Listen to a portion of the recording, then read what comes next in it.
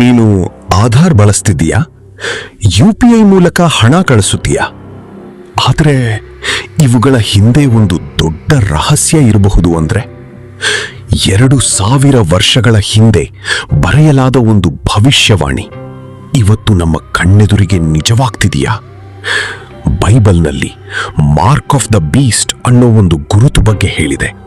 ಅದಿಲ್ಲದೆ ಯಾರೂ ಖರೀದಿ ಅಥವಾ ಮಾರಾಟ ಮಾಡೋಕ್ಕಾಗೋದಿಲ್ಲ ಅಂತ.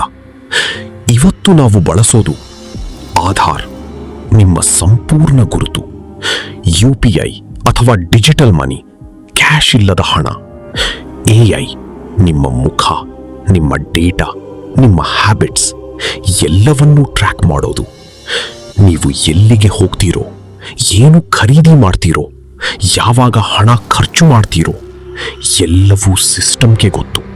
ಬೈಬಲ್ನಲ್ಲಿ ಹೇಳಿದ್ದು ಒಂದು ಮಾರ್ಕ್ ಎಲ್ಲರಿಗೂ ಕೊಡಲಾಗುತ್ತದೆ, ಕೈಯಲ್ಲಿ ಅಥವಾ ನೆತ್ತಿಯಲ್ಲಿ. ಅದಿಲ್ಲದೆ ಯಾರು ಬೈ ಅಥವಾ ಸೆಲ್ ಮಾಡೋಕ್ಕಾಗೋದಿಲ್ಲ.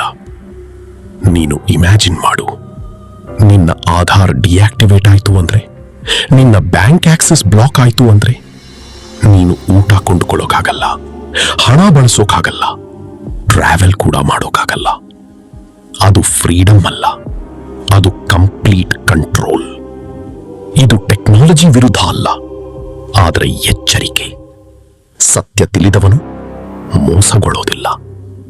ಪ್ರಶ್ನೆ ಇದು ಅಲ್ಲ ಟೆಕ್ನಾಲಜಿ ಎಷ್ಟು ಪವರ್ಫುಲ್ ಅಂತ. ಪ್ರಶ್ನೆ ಇದು, ನೀನು ಎಚ್ಚರಿಕೆಯಿಂದ ಇದ್ದೀಯಾ? ಇನ್ನು ನೀನು ಕಂಡು ಕೇಳರಿಯದ ಅನೇಕ ವಿಷಯದ ಬಗ್ಗೆ ಪ್ರಸ್ತಾಪಿಸಲಿದ್ದೀನಿ. ಈ ಚಾನೆಲ್ ಸಬ್ಸ್ಕ್ರೈಬ್ ಮಾಡಿ.